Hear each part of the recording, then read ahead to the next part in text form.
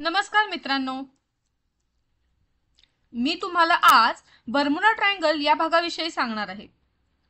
आपल्या सर्वांना माहितीच आहे, पृथ्वीचा 70% भाग हा पाण्याने वेढलेला असून वर शांत नयनरम्य दिसणारा समुद्र किती गूढ घटनांनी भरलेला आहे। पंचमहाभूते म्हणून ओळखले जाणारे जल आपल्याला एका अचाट शक्तीची जाणीव करून देते।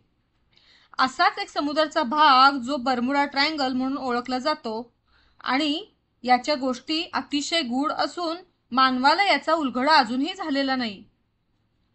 या भागाची पहिल्यांदा सफर कोलंबसने केली। कोलंबस हा समुद्र सफरीवर निघालेला असताना याची नोंद घेतली।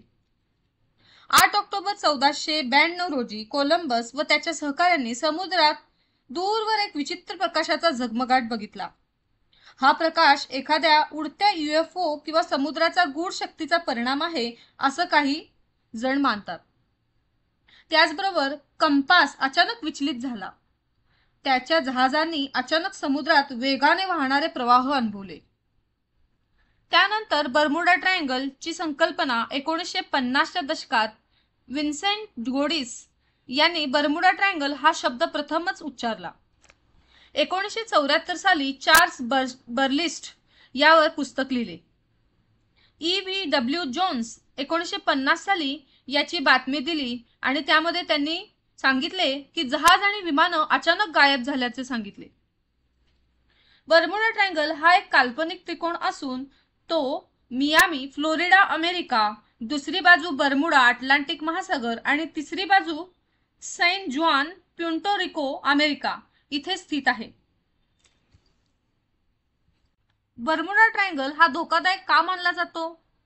याची रहस्यमय कारणं आणि सिद्धांतही आहेत।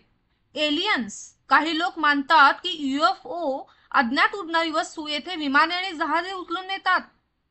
दुसरे म्हणजे एका सिद्धांतानुसार हरवलेल्या अटलांटिस शहरातील ऊर्जा क्षेत्रामुळे नेव्हिगेशन बिघडते आणि तिसरं म्हणजे लोकांच्या मते येथे दुसऱ्या आयामात म्हणजे दुसऱ्या डायमेन्शन मध्ये जाण्याचा दरवाजा असू शकतो। वैज्ञानिक आणि नैसर्गिक कारणे म्हणजे मानवी चुका, म्हणजेच महासागरातील अतिशय गजबजलेला भाग आहे त्यामुळे चुकीची नेव्हिगेशन आणि हवामान खराब असल्यामुळे अपघात होऊ शकतात। दुसरं म्हणजे गल्फ स्ट्रीम, दॅट म्हणजे काय तर समुद्रातील शक्तिशाली प्रवाह जहाजांचा मलबा पटकन दूर वाहून नेऊ शकतो।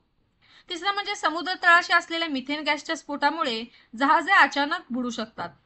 खराब हवामान आणि चक्रीवादळे त्याच्यामुळे मोठ्या प्रमाणात जहाजे आणि विमाने बुडून जातात। या सर्व माहितीवरून निष्कर्ष इतकाच निघतो की बर्मुडा त्रिकोणासंदर्भात कोणतेही वैज्ञानिक पुरावे नाहीत की हा भाग समुद्री इतर भागांपेक्षा अधिक धोकादायक आहे।